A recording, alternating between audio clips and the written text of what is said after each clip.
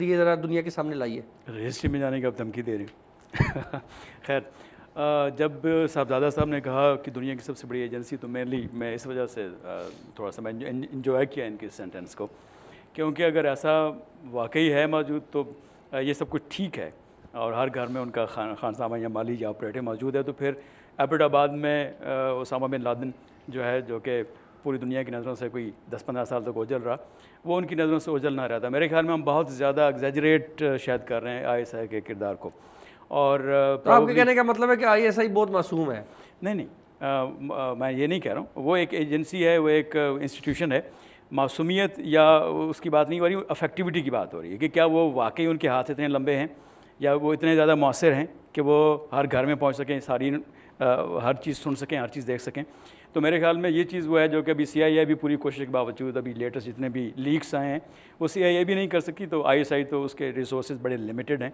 मेरा नहीं ख्याल कि वो अदरवाइज़ अगर वाकई वो इतने मौसर होते तो पाकिस्तान में हर रोज़ धमाकों का जुमा बाज़ार ना लगता और चीज़ें वाकई हमारे काबू में होती। नहीं डॉक्टर साहब, पॉइंट ये नहीं है कि वो इनोसेंट हैं, कि वो गिल्टी हैं। पॉइंट ये है कि there is a body in Pakistan और वो उनके फील्ड ऑपरेटर्स होते हैं आईएसआई के अंदर। उनको तो मालूम होना चाहिए ना, आइडेंटिफाई तो करिए ना।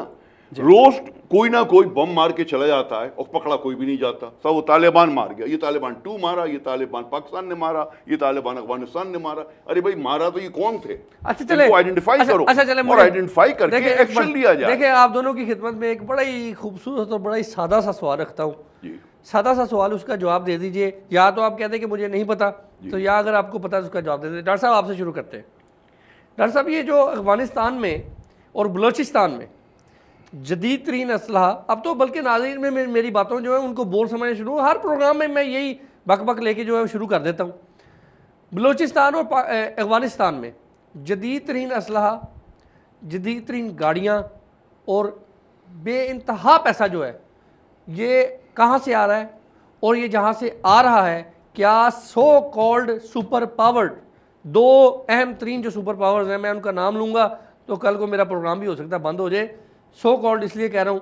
मुझे ये बताइए कि आप समझते हैं कि इनको नहीं पता, और ये बलोचिस्तान और जो अफगानिस्तान, इनमें जदीद तरीन असलहा, जदीद तरीन गाड़ियाँ और जदीद तरीन ये जो माल मवाद है और पैसा, ये कहाँ से आ रहा है? मुझे 1 सेकंड में इसका समझिए। किसी एक कंट्री का नाम ले लें, किसी 3 कंट्री का नाम ले लें।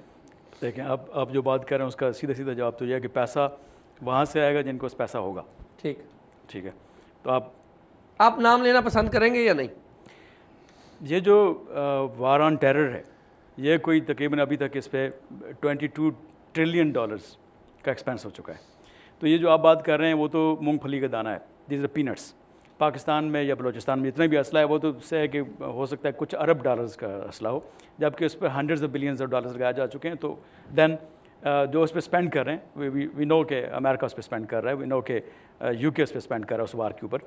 तो ये जो कुछ असला देख रहे हैं, जो कुछ देख रहे हैं, वो ज़ाहिर उसी का एक बाई प्रोडक्ट है जो कि आपको उन तमाम इलाकों में नजर ठीक है सर, यही अगर सवाल मैं आपसे करूं मैं आपको तो आप मुझे इसका जवाब देंगे? जी जी बिल्कुल जवाब दूंगा आपको।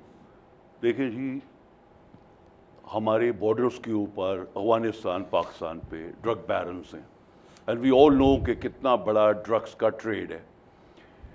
तो इतनी स्मगलर्स वहाँ पे बैठे हैं, अक्रॉस द बॉर्डर ड्रग्स भी जा रही हैं, एमुनेशन भी आ रहा है, और ये अभी से नहीं हो रहा है, ये सालों साल से चल रहा है। तो ये तो गवर्नमेंट का काम है ना, उसको पकड़ना। रह गया कि इनको सुपर पावर्स को नहीं मालूम। इनको तो ये तक मालूम है कि मैंने बटन इस वक्त जैकेट का कौन सा पहना हुआ है, इनको तो सैटेलाइट से ये तक मालूम है। मैं आपके स्टूडियो में बैठा हूं, उनको तो वो तक मालूम है। सर, मैंने सवाल कुछ और किया, मगर आप उनसे क्यों पूछ रहे हैं? ये हमारा काम है रोकना।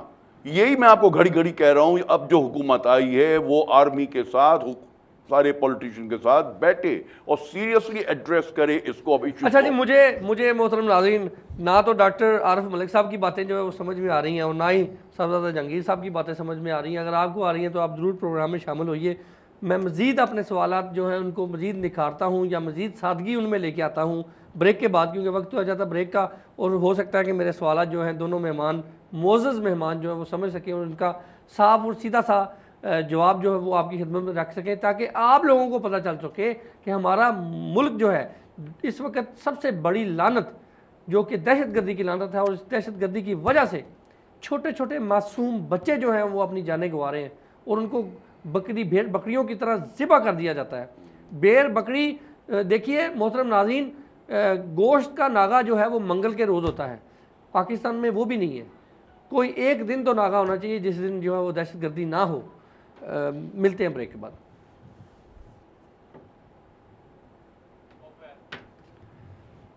थैंक यू जी।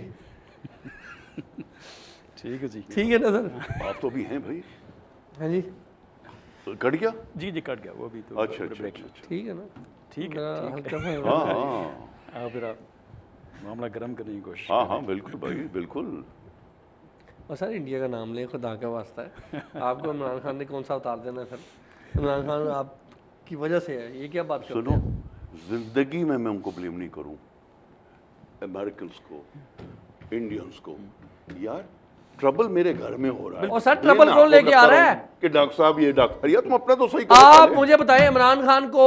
फिर इमरान खान, मेरी सुन ले यार सुनो, और ये सर off the सुने ना record मेरी है ना, बात, इसका of off the the record record है, हाँ सुनो सुन मेरी लो। सुने बात, मेरी सुने। इमरान खान, इसको मैं ऑफ द रिकॉर्ड कर दूं, ये ने इमरान खान को अभी 2 तरह की अक्सरियत मिली पार्लियामेंट में मियां नवाज शरीफ को। मैं कहता हूँ सारी की सारी सीटें जो हैं पूरी की पूरी पार्लियामेंट पीटीआई की कर दे। अगर आप लोग अमेरिका और बरतानिया और इंडिया और इसराइल इन लोगों के साथ नहीं मिलकर चलेंगे, उनके नई ताबेदारी करेंगे, आप कैसे दहशतगर्दी रोक सकते हैं? मैं तो वही वाली बात कर रहा हूँ और सवाल हमसे कर रहा हो यार। देखो हम ही बंदे को बात तो वही है, पर मारते सवाल यहाँ पे हो यार। थोड़ा रगड़े सर, रगड़े जरा प्रोग्राम को उठा। But I tell you, I personally feel on lack of education जो है, आपने स्कूल्स पे स्कूल्स खोल लें और वो सभी अभी नहीं सॉल्व होगा। अभी आज किसी बच्चे को पढ़ाएंगे तो 20-22 साल के बाद यूनिवर्सिटी पहुंचेगा। बिल्कुल। How are you going to become the chairman of Bank of America? How are you going to become inventor who will invent a telephone? 30, 40, 50 years का हैं? प्रोसेस। हम क्या बारबेरियंस ही रहेंगे यार कि बच्ची को आपने पेट पे बम मार गया और बोले अब तुम जन्नत में गए, जन्नत में गए, वो तो तबाह हो गई, उसकी तो बोटी तकड़े भी नहीं मिलेंगे यार। ये कौन सा अल्लाह है? ये किधर है ये अल्लाह जो बोल रहा है कि उड़ा दो यार, आज ऐसा करो इस बस में से 35 उड़ाने, हाँ भाई उड़ा दो, 35 उड़ा दो। डॉक्टर साहब ये वाली बात इनकी जरूर आप आने लें, ये बड़ी ज़बरदस्त बात की है। अरे और मोसेस और जीसस क्राइस्ट बैठे देख रहे हैं, वो तालियां मार रहे हैं कि भाई आज आज अल्लाह मियां ने 35 और उड़ा दिए यार, ये सब देखो, they all coming to heaven. तो वो मोसेस बोल रहे हैं, जीसस बोल रहे हैं यार हमारी हेवन तो वो देखो स्विट्जरलैंड के अंदर, वो अल्लाह मियां ने बोला था दूध की नहर होगी, वहाँ दूध भी चल रहा है, तो दूध की भी नहर चल रही है वहाँ पे, हर चीज़ चल रही है। यार क्या हम जाहिलत में फंसे हैं खुदा की, और ये बढ़ता चला जाएगा बिकॉज ऑफ द जाहिलत, बढ़ता चला जाएगा because nobody has the guts to stand up in a mosque and say कि यार जहाद ये नहीं है, ये चीज़ जहाद है in the building of the making of the buildings, वो है जहाद, वो अल्लाह मियां को पसंद आएगा। वही कोई बोलने वाला है ही नहीं। और यार ये मैं बोलना चाहता हूँ तुम्हारे प्रोग्राम पे, तो मुझे वो इजाजत ही नहीं दे रहे। मैं खुदा की कसम बोलना चाहूँ बिकॉज मैं नहीं डरता डराते यार, I believe in it, we need reformation in Islam. बड़ी यस, खौफ क्यों खा रहा हो यार? कीमती बात की है जिन्होंने ये। सर जो कमेंट्स आए हैं टीवी पे भी मुझे वो भी देखने हैं ना सर। ये जो रिफॉर्मेशन की बात कर रहे हैं ना, इसको आप ज़रूर वैसे क्वेश्चन में लीजिएगा, बड़ी इंपॉर्टेंट बात की है इन्होंने। बात तो सच है मगर बात हर रसवाई की। ये किस वक्त आता है प्रोग्राम आपका? सर ये इस वक्त लाइव जा रहा है वेडनेसडे को 11 o'clock in the morning repeat जाएगा, और ये नेक्स्ट वीक यूट्यूब पे भी आ जाएगा। ये उस पर होता और है? ये सुबह कल का जो शाम का यूके टाइम है उसमें हाफ पेज 3 आएगा। ये वर्जन पे भी आता है? वर्जन पे नहीं, पाकिस्तान में केबल पे आता है सर। अच्छा ठीक। पाकिस्तान में अभी पता क्या है, मेरा दिन में जब होता था ना बहुत कॉलें आती थी पाकिस्तान में, अभी ज़रा थोड़ा लेट हो गया ना। हाँ ज़ाहिर, अब तो वहाँ पे नहीं मगर कई शदाई बैठे हुए हैं ज़ाहिर जिनको पाकिस्तान की बहुत फिक्र है। भाईजान कितनी देर है? Can I quickly go and come back? फौज कसूरी पे भी ले आओ। हैं? नो? हक साहब फौजिया कसूरी के हवाले से भी पूछें। हाँ हाँ पहले जी सर। पहले मुझे इनसे जरा पूछना, पहले इनसे पूछना, फिर मैं बात करूंगा फौज कसूरी पे। इनसे क्या पूछूं, ये तो मासूम इंसान है। अरे यार जर्नलिस्ट हैं, सब कुछ है, इनसे पूछो, किससे पूछोगे? क्या हुआ? रेस्टरूम जाना है।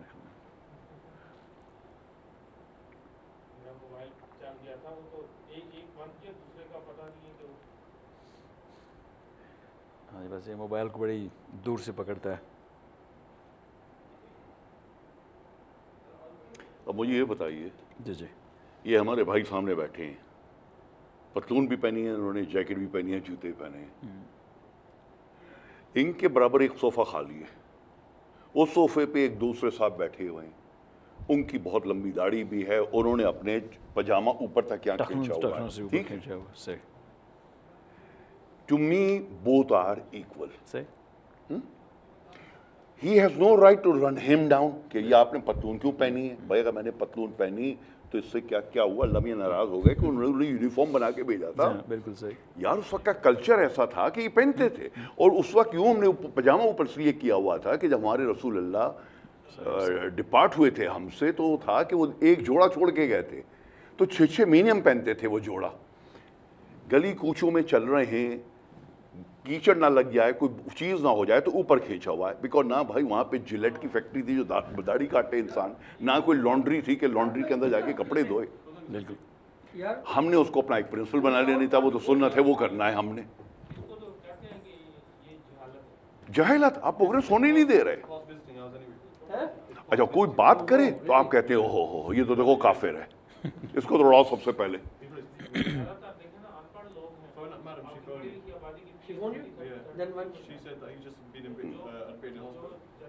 जल्दी लाओ, तो वो ऑडियंस भी भाग गई होगी यार, वो बैठे बैठे व्यूअर्स भी भाग गए होंगे। तो पता आप आए हुए आज तो बैठे हुए हैं सर, उन्होंने चाय भी नहीं पी, चाय भी नहीं पी, उन्होंने बोले इतना लंबा ब्रेक हुआ तो प्रोग्राम से ही भाग गए।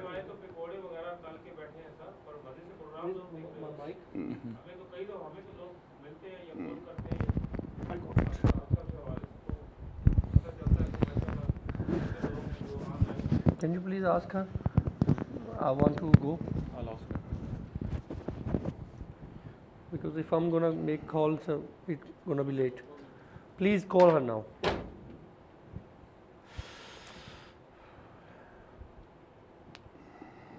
मैडम को कहना है जरा guest also want to go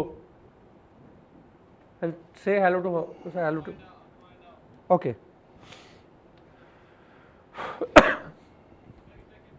thirty second ji.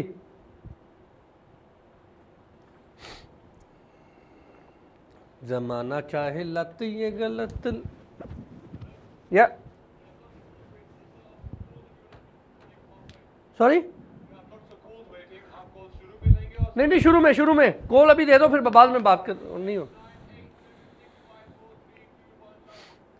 Ji welcome back नाज़रीन, आपको एक बार फिर खुशामदीद कहते हैं। प्रोग्राम ऑन द रिकॉर्ड लेकर आपकी खिदमत में हाज़िर। आज हम बात कर रहे हैं दहशतगर्दी पर, और डॉक्टर आरिफ मलिक साहब जो कि डायरेक्टर हैं इंडस हाउस थिंक के, कॉलम निगार हैं, सीनियर तजिया निगार हैं, एनालिस्ट हैं, माशाल्लाह सीनियर जर्नलिस्ट हैं और बहुत गहरी नज़र रखते हैं। इनके साथ तशरीफ़ फरमा हैं साहबजादा जंगीर साहब जो कि चेयरमैन हैं Imran Khan secretary UK and Europe के, और इमरान खान के की करीबी साथी भी जाने जाते हैं। आखिर में इनसे एक और भी बहुत अहम तरीन सवाल जो है वो हम पाकिस्तान तरीके इंसाफ और फौजिया कसूरी मोहतरमा जो है उनके हवाले से पूछेंगे।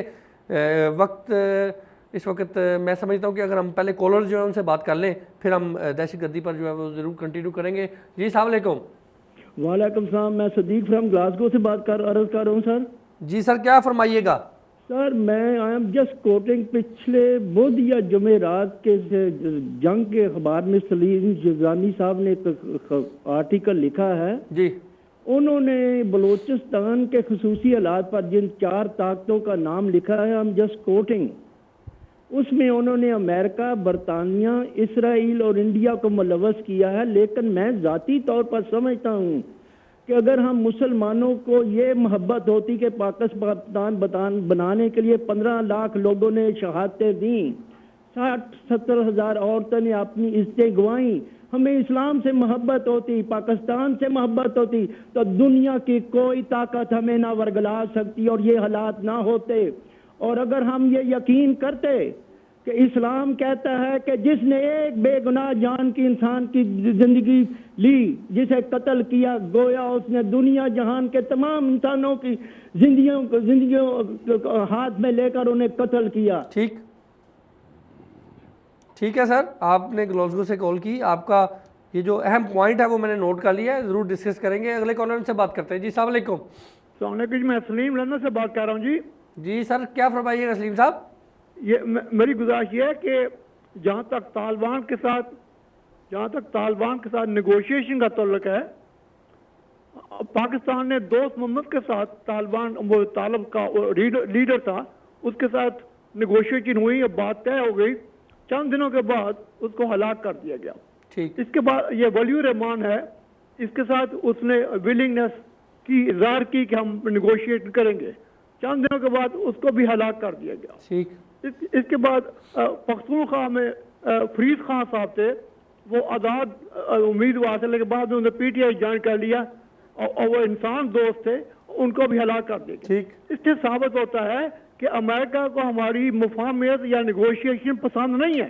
ठीक, वो पाकिस्तान के ठीक है सलीम साहब, बिल्कुल नहीं, ठीक है सलीम साहब, आपका जो पॉइंट है अमेरिका के हवाले से वो पहुंच गया है, तफसील से डिस्कस करूंगा इसको जी। हमारे में अगले कॉलर से बात करते हैं जी। अस्सलाम वालेकुम। वालेकुम सलाम। कौन साहब कहाँ से जी?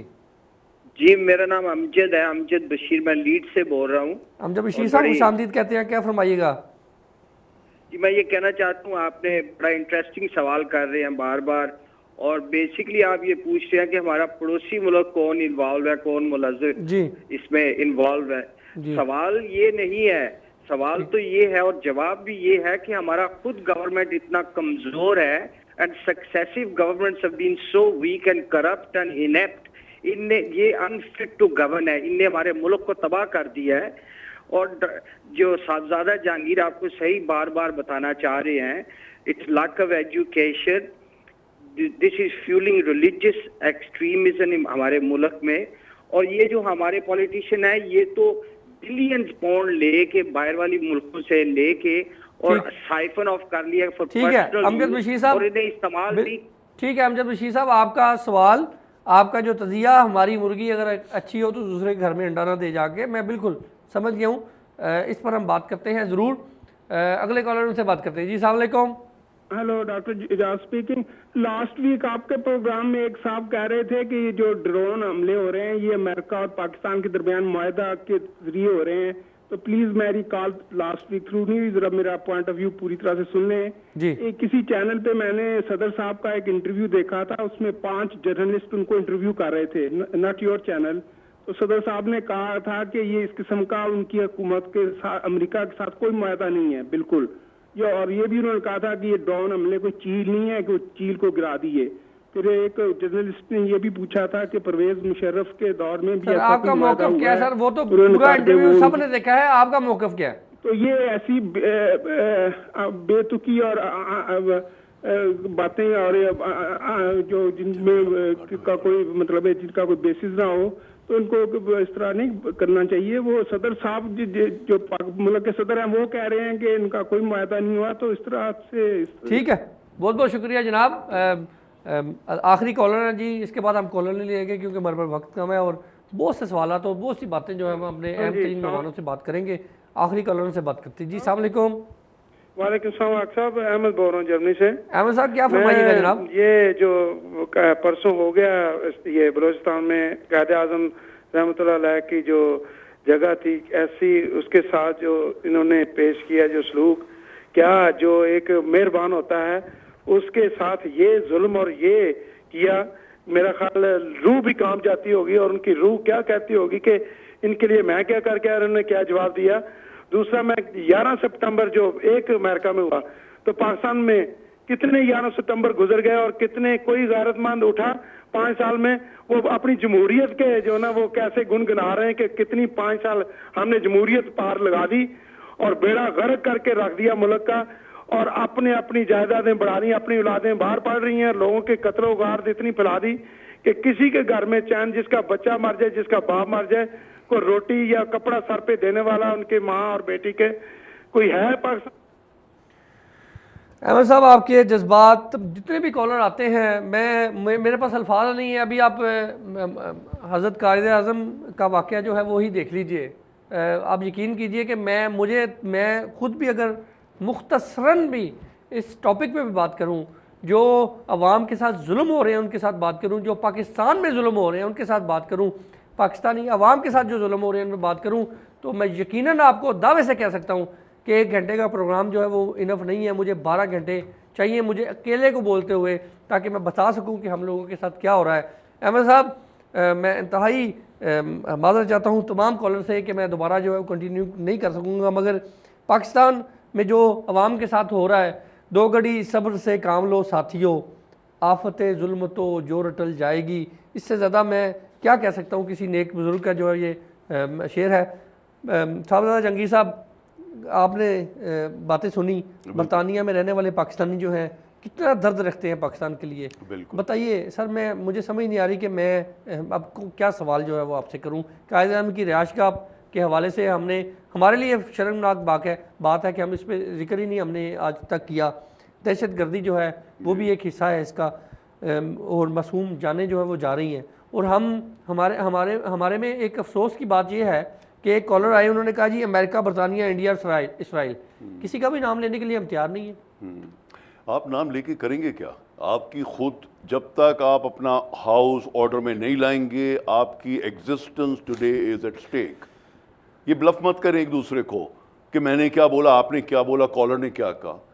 हमारा इस वक्त एग्जिस्टेंस एट स्टेक है अगर हम अपने हालात ठीक नहीं करेंगे बहुत सीरियसली बैठकर, और हालात उसी तरह ठीक होंगे कि आप जिनसे बातचीत समझते हैं कर सकते हैं उनसे बातचीत करिए, और जो बातचीत के काबिल नहीं है, जो टेररिस्ट डिक्लेयर टेररिस्ट हैं, उनको खुदा के वास्ते आप कंप्लीटली एलिमिनेट करिए थ्रू मिलिट्री ऑपरेशंस, बिकॉज वो लोग जो बच्चों को मार रहे हैं। सर, आपकी मिलिट्री इन्वॉल्व हो, आज आपने वो बयान नहीं देखा, वो हमारे जो अशरफ जई साहब हैं उन्होंने कहा जी कि अगर स्टैब्लिशमेंट और मिलिट्री और ISI और एजेंसियां को इसी तरह हमने लगाम न डाली तो हम लानत भेजते हैं ऐसी असम्बली पर। आप इस बारे में फिर क्या कहेंगे? देखें, आपके अपने पार्लियामेंटेरियन इस तरह के बयान दे रहे हैं सर। तो बिल्कुल, तो मैं यही कह रहा हूं कि सबने मिलकर ये करना है। आप इनजस्टिस देखिए कितनी बड़ी हो रही है कि हमारे पॉलिटिशियंस, हमारे बिजनेस लीडर्स, हमारे जनरल्स बड़ी बड़ी मोटरों के अंदर, मोबाइलों के अंदर, पीछे उनकी पूरी फौजें लगी हुई हैं और वो प्रोटेक्शन में जा रहे हैं, और मेरे और आपके बच्चे जो हैं वो बसों के अंदर मारे जा रहे हैं। इससे बड़ी अनजस्टिस क्या होगी? और फिर हम ब्लेम यहाँ पे बैठ के कर रहे हैं दूसरों को। ब्लेम करिए इन चोर डाकुओं को जो इतनी बड़ी बड़ी लिमोजीनों के अंदर बैठ के जा रहे हैं। मैं तो अभी पाकिस्तान में था, हैरान हो गया।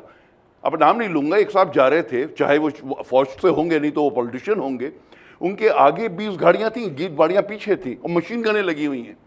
किसको प्रोटेक्ट कर रहा हो भाई? एक इंसान को इतना बड़ा प्रोटेक्ट कर रहा हो? उसने हमारे लिए क्या है?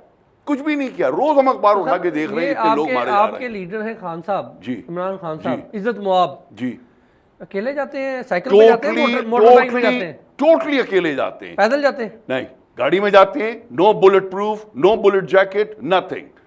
हमेशा ड्राइवर के साथ आगे बैठ के अपनी जीप के अंदर जाते हैं। बल्कि हमने उनको बहुत दफा बोला ये सारा कल्चर पाकिस्तान का देखकर कि भाई आप सिक्योरिटी क्यों नहीं रखते?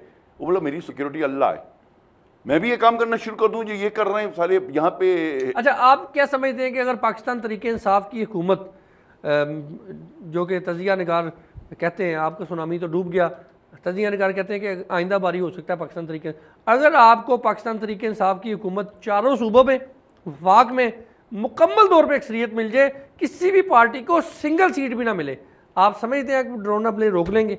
आप समझते हैं कि आप अमेरिका को रोक लेंगे? आप समझते हैं कि फिर भी आप यही बात करेंगे कि हम दूसरे को जो इल्जाम एक मिनट, अब आप ये कैसे बता रहे हैं मैं क्या बात करूंगा? ये तो मुझसे सुन तो लेना, मैं आपको बताऊं। मैं पूछ रहा हूं क्या समझते हैं? हाँ, क्या समझते हैं मैं आपको बताऊं जी। पहली बात, जो ये कह रहे हैं कि सुनामी खत्म हो गई, सुनामी कोई खत्म नहीं हुई। सुनामी आई, ये सुनामी आई है जो second largest vote Tehreek Insaf को पड़ा है पाकिस्तान के अंदर। देखिए सुनामी, ये सुनामी आई है जो KP के अंदर इमरान खान की गवर्नमेंट आई है। तो भी किसकी आई है? नंबर 1। नंबर 2, जो आप कह रहे हैं अगर हमारी पूरी मेजॉरिटी हर जगह आ जाए और हम ये ख़त्म कर पाएंगे, मैं आपको गारंटी से कहता हूँ कर पाएंगे। मगर क्यों कह रहा हूँ वो भी सुन लीजिए। जब आज हमारी बजट KP में अनाउंस हुई है तो सबसे बड़ा हमने उसके अंदर रखा है, वो ये रखा है कि फ्री मेडिकल ट्रीटमेंट मिलेगा हर कॉमन आदमी को। ये पूरी 3 प्रोविंसेस में नहीं है, सिर्फ KP के अंदर है। देखिए, जब हम उनका केयर करेंगे, जब हम उनको एजुकेशन देंगे, जब हम उनको खाने पीने का देंगे तो भाई फिर ये बम वगैरह नहीं फटेंगे। This is one way of addressing the issue. ठीक है डॉक्टर साहब, आप समझते हैं इनकी जो बात है इसी को अगर आगे लेके बढ़ा जाए, खाने पीने के लिए दें, खाने के लिए दें, सोने के लिए दें, रोने के लिए दें, तालीम के लिए दें, सब कुछ दें, दहशतगर्दी जो है वो ख़त्म हो जाएगी। ये सारी चीज़ें अगर मिलती हैं तो मुल्क खुशहाल होगा। और अगर आप समझते हैं कि क्या दुश्मन ताकतें जो हमारा मुल्क खुशहाल देखना चाहती हैं, एक बात। दूसरी, इन्होंने ये कहा, इन्होंने दावा किया है, गारंटी दी है इन्होंने कि अगर पाकिस्तान तरीके इंसाफ को मौका मिला जब भी अक्सरियत हुकूमत में, तो ये जो है ये दहशतगर्दी ख़त्म करेंगे। आप इस पर क्या कहेंगे सर? जी, जो पहली बात उन्होंने की वो बड़ी दिलचस्प बात है।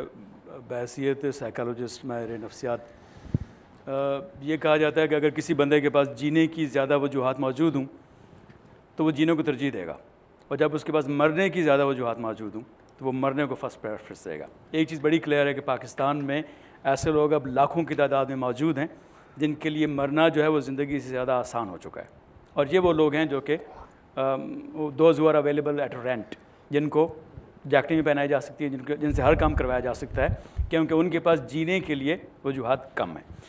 जो दूसरी बात की मियाँ साहब ने, वो उसके बारे में मैं ये अर्ज़ करूँगा कि ये जो जंग है, आपने बरतानिया और फ्रांस के दरमियान 100 साला जंग का जिक्र सुना होगा।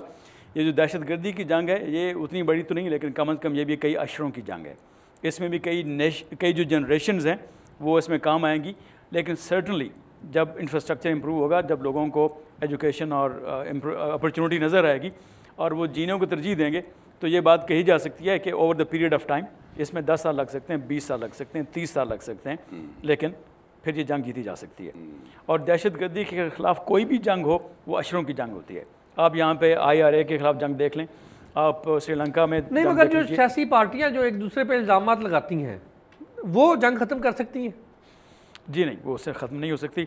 अब इसके बारे में एक बड़ा मुख्तसर सी बात करूँगा कि दहशतगर्दी जो है हमेशा वायलेंस होती है पॉलिटिकल गेन के लिए। ये चीज़ ध्यान में रखिएगा। दहशतगर्दी की जो तारीफ़ है, जो सबसे जामे तारीफ़ की जाती है, वो ये है कि दहशतगर्दी एक वायलेंस है जो कि पॉलिटिकल गेन के लिए की जाती है। ये मजहबी गेन के लिए नहीं की जाती, इसका पॉलिटिकल पर्पस होता है, जो हमारे यहाँ दहशतगर्दों का है, चाहे वो इस मुल्क के अंदर एक ऐसी इमारत इस्लामी कायम करना है, या फिर बलूचिस्तान के अंदर एक लिबरेशन के हवाले से कोई काम करना है, या कुछ भी गेन हो, वो पॉलिटिकल गेन होता है। जब तक आप उस पॉलिटिकल पर्पस को एड्रेस नहीं करते हैं, तब तक इस तमाम तर मामले की बेख करनी मुमकिन नहीं हो सकती। ठीक है, आप इस पर क्या कहेंगे सर? देखिए साहब, पॉलिटिकल तो वो सही फरमा रहे हैं, वो भी होता है, मगर इस वक्त यहाँ पे अब हम इन डिस्कशंस में नहीं जाना है कि तहरीक इंसाफ मुस्लिम लीग को ब्लेम करे, मुस्लिम लीग हमें ब्लेम करे और ये आपस के अंदर चलता रहे। मैं सिर्फ इसमें, अब आपका प्रोग्राम ख़त्म होने को आ रहा है। मगर ताल में एक कॉलर है, मैंने कॉलर जो है उनकी बात भी लाजमी आप लोगों की खिदमत में रखनी है, क्योंकि कॉलर हमारे लिए बहुत अव्वल होते हैं। जी, एक कॉलर कहते हैं तालिबान से मुज़ाकरात किए, एक तालिब से मुज़ाकरात कामयाब हुए, वो जनाब लुढ़क गए जी, उसके बाद दूसरे आए वो लुढ़क गए, तीसरे आए वो लुढ़क गए, उसके बाद उन्होंने कहा कि ये अमेरिका जो है जी, ये सुख से नहीं बैठने देगा। देखिए अताउल्लाह साहब, बात सारी ये है, आप अमेरिका से तो जंग नहीं लड़ सकते। वो घड़ी घड़ी आप उसका जिक्र कर रहे हैं, मालूम नहीं क्यों मैं नहीं कर रहा सर, तो छोड़ दें, और सर उससे मैं नहीं लड़ सकते हम, नहीं अमेरिका से लड़ सकते सर, मैं नहीं कर रहा अच्छा, जनाब। अब सुनिए, अब बात क्या है, अब दो चॉइस हैं आपके पास। फिर तो आप फौज को ऑर्डर दें नवाज शरीफ साहब कि साहब हमारे सारे डिस्कशन तालिबान से भी फेल हो गए, और जब हमने किए तो उसका ये रिजल्ट निकला, तो पूरा फौज जाके एक ऑपरेशन करे और कोई 2, 4, 5 मिलियन लोगों को मार दे। तो ये करने सुने, दिया आपने? तो ये तो नहीं कर सकते हम। नहीं, ये हम नहीं कर सकते। कोई ऑपरेशन किया नहीं जी, नहीं कर वज़ीरिस्तान सकते। में क्या किया इसके था आप अंदर लोगों ने? बहुत इनोसेंट लोग मरेंगे, आप ये नहीं कर सकते कभी भी। तो आपको क्या करना होगा, आपको यही करना होगा, ऑल ओवर अगेन आपको दोबारा निगोशिएशन करने होंगे, डायलॉग करना होगा। उन लोगों को आइडेंटिफाई करिए जो थोड़े से लाइक माइंडेड हैं, जो हमसे बातचीत इस पे कर सकें और हार्मोनी क्रिएट कर सकें। सर, जिससे बात, वो कॉलर तो वही तो कह रहे हैं, जिससे आप बात करते हैं उनको अगले मार देते हैं। तो सरकार, इसके अलावा हमारे पास दूसरी चॉइस नहीं, हमें करनी है बातें। बिकॉज अगर हम पॉकेट ऑपरेशंस करते रहेंगे, एक एरिया में यहाँ किया, एक एरिया में वहाँ किया, तो ये तो सारी जंग सारी उम्र चलती रहेगी और हम वाइल्ड वेस्ट बन गए। और वाइल्ड वेस्ट के बाद अब हाल ये है कि बहुत जल्दी, अल्लाह खैर करे मुल्क के साथ, आपको खुद मालूम है बलूचिस्तान में क्या, और अभी आप खुद फरमा रहे थे, इतना वहाँ पे आर्सनल आ रहा है, वेपन्स आ रहे हैं, तो ये सारे वेपन आर्सेनल आनकर ये सब हमारे अगेंस्ट ही तो काम करेंगे कल। हमें इन सब चीज़ों से बचने के लिए ठीक है। डॉक्टर साहब एक कॉलर है, उन्होंने कहा जी कि ये ड्रोन हमले जो है वो कैसे होते हैं, पाकिस्तान के अंदर से यहाँ पर बैठ के हम ड्रोन हमले करते हैं। और अब तो अभी आपने लेटेस्ट, आपसे तो ज़ाहिर बात है गुजरी होगी आपकी आंखों से ये खबर कि बरतानिया में बैठे और हमारा जो करीबी एरिया है सरे, वहाँ पर बैठ के जो है वो पाकिस्तान में ड्रोन हमले होते हैं। सर ये ड्रोन हमले जो है वो क्या चीज़ है, ये वाकई कोई चीज़ है, वाकई हमारे बसों से बाहर है क्या? ये एक बड़ा अहम तरीन सवाल है। आप इत्तेफाक करेंगे कि क्या ड्रोन हमलों की वजह से जो है वो दहशतगर्दी मंजर आम पर आ रही है? देखिए जी, अमेरिकन डिप्लोमेट से इस बारे में बहुत डिबेट, बहुत उनसे आर्ग्यूमेंट होता रहा है। वो कहते हैं जी कि हम बिल्कुल मानते हैं कि इंटरनेशनल लॉ की खिलाफ वर्जी है। ये जो हमला है किसी भी एक इंटरनेशनल मुल्क की आप सरहदी खिलाफ वर्जी करते हुए वहाँ पे इस तरह के एक डायरेक्ट एक्शन करके किसी को किल करते हैं, ये अभी तक किसी भी रूल या किसी भी प्रिंसिपल इसको जस्टिफाई नहीं कर सकता। लेकिन फिर वो ये कहते हैं कि अगर पाकिस्तान में आप कहते हैं जी कि हम हमारी स्टेट के ऑपरेट को तबाह कर रहे हैं, तो वो लोग जो वहाँ पे बैठे हुए हैं जो कि अरब हैं, उज़्बक हैं, ताजिक हैं, दुनिया जहान से आके बैठे हुए हैं, क्या वो आपसे वीज़ा लेके आए हैं वहाँ पे? क्या वो इजाज़त लेके बैठे हैं? तो that is also question mark कि जब तक हम उन लोगों से पाकिस्तान को पाक नहीं करेंगे तब तक ड्रोन हमले होते रहेंगे और ये जो दोनों सिलसिले हैं इसी तरह से चलते रहेंगे। हमें सबसे पहले अपने घर को सीधा करना है, जिस तरह से जहांगीर साहब ने फरमाया, हमें सबसे पहले we have to sweep before our own door. हमें उन लोगों से जो कि पाकिस्तान में those are available to rent, जो कि ये सब कुछ करने के लिए दस्तियाब हैं, उनसे पाकिस्तान को पाक करना होगा। उसके बाद फिर हम पूरी दुनिया के आंखों में आंखें डालकर हमले भी। ठीक है, प्रोग्राम का वक्त खत्म हो जाता है। डॉक्टर साहब आपका बहुत बहुत शुक्रिया। साहब जहांगीर साहब, आखिर में पाकिस्तान तरीके इंसाफ के हवाले से एक बहुत अहम तरीन मैं सवाल आपसे करना चाहूँगा। मोहतरमा फौजिया कसूरी साहिबा जो है वो तरीके इंसाफ छोड़ रही? अभी तो जी आपने भी पढ़ा होगा, हमने भी यही देखा है और यही पढ़ा है और यही टेलीविज़न पे देखा है कि उन्होंने पार्टी से रिज़ाइन कर दिया है।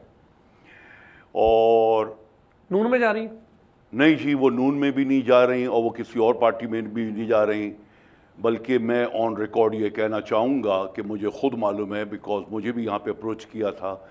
फौजिया कसूरी को नवाज शरीफ ने NA-48 से अगेंस्ट असद उमर के लिए लड़ने के लिए ऑफ़र किया था और फेडरल मिनिस्टरशिप भी ऑफ़र करी थी। She has decline that. और क्यों सर, वजह क्या? वजह इसलिए उन्होंने ये इसलिए डिक्लाइन किया कि नज़रिया और आइडियोलॉजी जो है वो नवाज शरीफ से उनकी नहीं बनती है, नहीं मिलती है। वो इमरान खान ना इमरान खान से बनती है ना नहीं जी, ना बिल्कुल बनती है, बिल्कुल उनकी आइडियोलॉजी तो पार्टी किस तरह छोड़ दी सर? अगर वो बनती है तो पार्टी किस तरह छोड़ दी? तो फिर आप अगर उनका वो पढ़ें तो उन्होंने ये कहा है कि मैं इमरान खान को हाईएस्ट एस्टीम में होल्ड करती हूँ, तहरीक इंसाफ को मैं हाईएस्ट एस्टीम में होल्ड करती हूँ। मेरा अच्छा ये लॉजिक मुझे समझ नहीं आ रही। मैं प्रोग्राम का वक्त खत्म, सवाल लीजिए ये मुझे समझ नहीं आ रही कि माइंड जो है वो मिलता है इमरान खान साहब से, लॉजिक जो है वो नून से नहीं मिलती। और अगर आपको MNA या MPA की सीट नहीं दी गई या आपको कुर्सी नहीं मिली तो आपने साथ ही जो है पार्टी से रिजाइन कर दिया। कुर्बानी नाम का लफ्ज नहीं है कोई। ये हर पार्टी में होता है, यहाँ भी होता है। ये डिफरेंस है या अमेरिका में भी हर जगह होता है। जातियात है या डिफरेंस ऑफ ओपिनियन चंद लोगों से होता है। तो फौजिया कसूरी ने मेन डिमांड जो पुटअप करी है वो पड़ी है अकाउंटेबिलिटी सेल स्टैब्लिश की जाए, जो खान साहब ने अग्री कर ली है। Whether she comes in the party और नॉट, अकाउंटेबिलिटी सेल खान साहब स्टैब्लिश कर रहे हैं, which is a very good thing, because हमारी पार्टी इंसाफ के लिए खड़ी। अच्छा, सोर्सेज ये कहते हैं कि वो एक चैरिटी चलाएंगी और एक बहुत ही आम सी ज़िंदगी और इंसानियत की खिदमत जो है वो करेंगी, किसी भी किस्म की सियासत में हिस्सा नहीं लेंगी, क्या कहते हैं? यही मैंने सुना है जी कि वो NGO ज्वाइन कर रही हैं और वो चैरिटी काम जो है वो करेंगी और ये सारा का सारा अनपेड काम है और इसी के अंदर वो अपना टाइम डिवोट करेंगे। बहुत बहुत शुक्रिया जनाब डॉक्टर आरिफ मलिक साहब, director Indus House think tank, column निगार, तजिया निगार, सीनियर जर्नलिस्ट, माहिर नफ्सियात, आपका शुक्रिया। साहबजादा जहांगीर साहब आपका शुक्रिया। माशाल्लाह आप पाकिस्तान तरीके इंसाफ को UK और यूरोप से इमरान खान सेक्रेटरीट को रन करते हैं। मोहतरम नाज़रीन, गुफ्तगू आपने दोनों मेहमानों की सुनी, दहशत गर्दी पर बात की, मैंने कुछ सवालात रखे, कुछ सवालात के जवाब जो है मिले। आप इत्तेफाक करें ना करें आपका भरपूर हक है, मगर आखिर में एक बात जो है मैं करता चलूँ कि एक कॉलर जो है उन्होंने मुझसे बात की ऑफ द रिकॉर्ड। उन्होंने ये कहा कि अगर मिसाल के तौर पर, अब मिसाल ले लीजिए, अगर आपके घर में ड्रोन हमला जो है, चाहे अगर आप वज़ीरिस्तान में रहते हो, पाकिस्तान के किसी भी कोने में रहते हो, बरतानिया में रहते हो, अगर आपके घर में ड्रोन हमला जो है वो हो और ड्रोन जो है वो जहाज़ आपके घर पे आके गिरे और हमला हुआ और आपके घर पर आपके वालदैन, आपके बहन भाई जो है मौजूद हों, और अगर आप काम पे गए हों, आप अकेले फ़र्ज काम पे गए हों, वापस अगर आप आकर देखते हैं तो आपका पूरे का पूरा ख़ानदान जो है वो शहीद हो चुका होता है। आपकी वो याददाश्त, आपकी वो जो ज़िंदगी है, पूरे का पूरा घर मलबा जो है वो बन चुका होता है, और मलबे के अंदर आपकी ज़िंदगियाँ, आपके जिस्म के टुकड़े, आपके जिस्म के हिस्से, आपके माँ बाप दफन होते हैं। तो उसके बाद आप ये बताइए कि आप जीने की ख्वाहिश करेंगे, नहीं करेंगे? और अगर आप जीने की ख्वाहिश करेंगे तो क्या आप अमेरिका की तरफ जाएंगे, इंडिया की तरफ जाएंगे, इसराइल की तरफ जाएंगे, पाकिस्तान की तरफ जाएंगे, या तालिबान की तरफ जाएंगे? अगले प्रोग्राम तक लीजिए, खुदा हाफिज़।